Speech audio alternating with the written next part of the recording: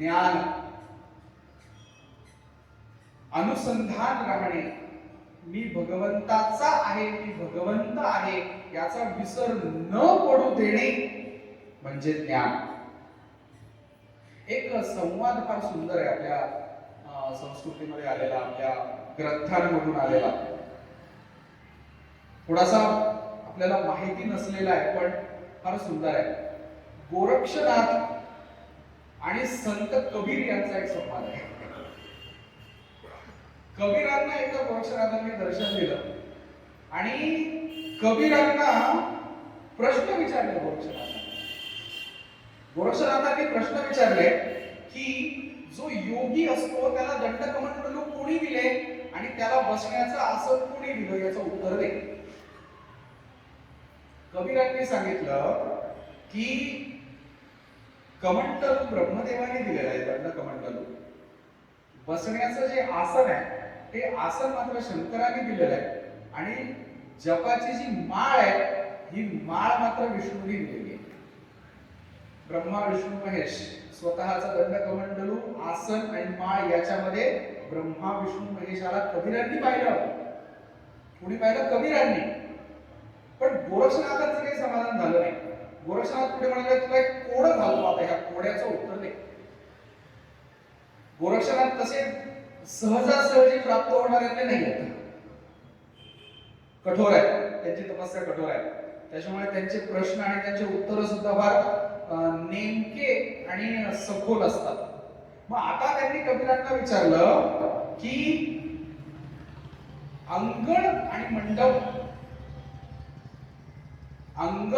मंडप ह्या मंडपाला असलेले 4 खांब आणि वरच्या शिराला असलेले 2 कान म्हणजे काय ते मला सांग.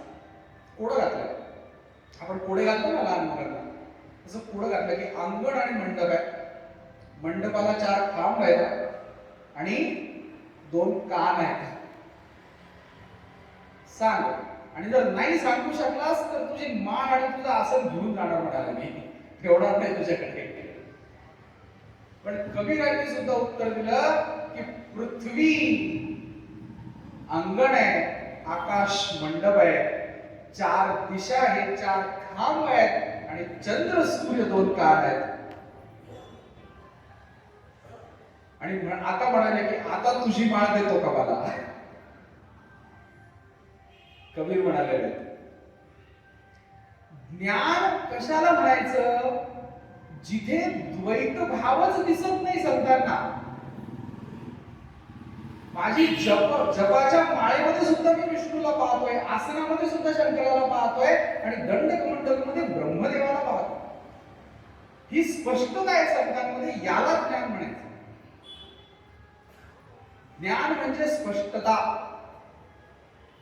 आता ह्या ज्ञानाच्याच अनुषंगाने अनसूया मातेने पुढचा प्रश्न विचारला, मग मला अज्ञान म्हणजे काय ते सांग.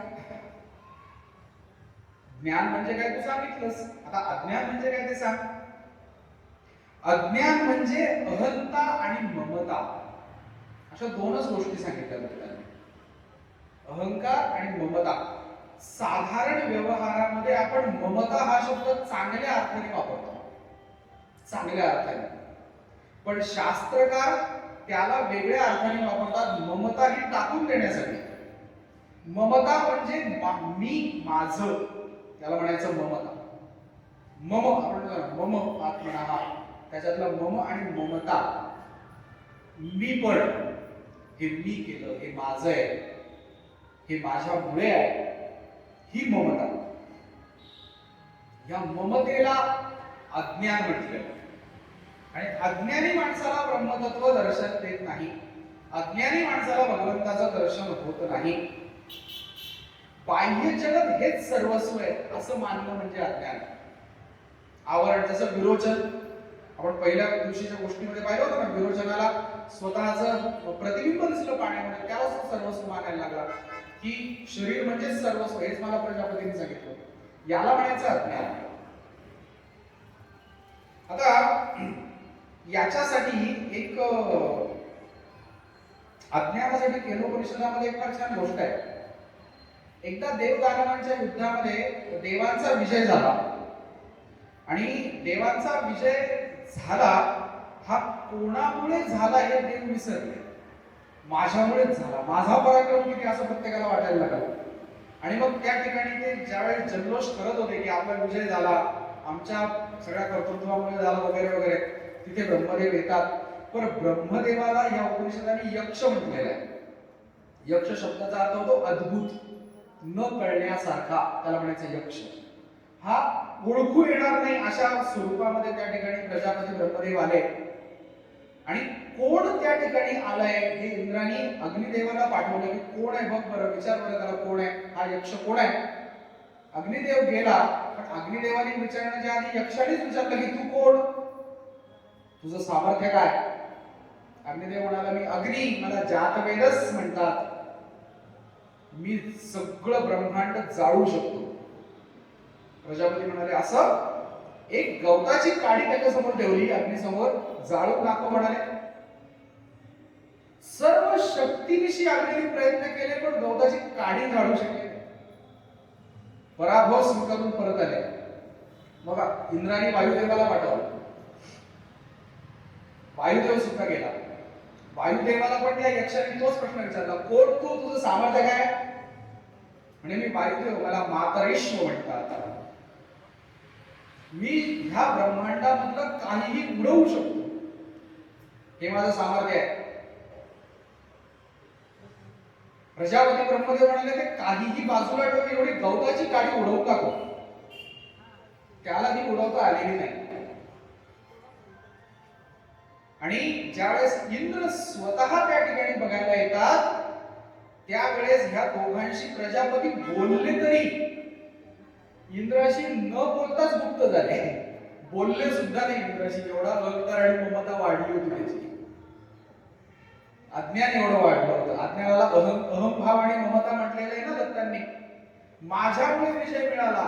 अग्नी आणि वायुदेवाला जेवढी ममता होती त्याच्यापेक्षा जास्त ममता इंद्राला होती, त्यापेक्षा जास्त अहंकार इंद्राला झालेला होता. इंद्राशी प्रजापती बोलले सुद्धा नाही. पण याच्याही इंद्राला कमी लेखण्याचं कारण नाही बरं. अग्नी आणि वायू पराभव स्वीकारून परत आले, पण हा अद्भुत यक्ष कोण आहे, तो ज्या अंतरिक्षामध्ये मुक्त झाला त्याच अंतरिक्षामध्ये ध्यान लावून इंद्र तिथेच बसला. हे मला कळाल्याशिवाय मी परत जाणार नाही. आणि उमा त्या ठिकाणी प्रगट झाली आणि उमेनी इंद्रदेवाला ब्रह्मतत्वाचं ज्ञान दिलेलं आहे. म्हणून इंद्र महान आहे. त्याला जरी अहंकार ममता झालेली असली तरी तो महान आहे, कारण त्याने पराभव स्वीकारला नाही. पण अज्ञान ममतेमुळे मी माझ्यामुळे विजय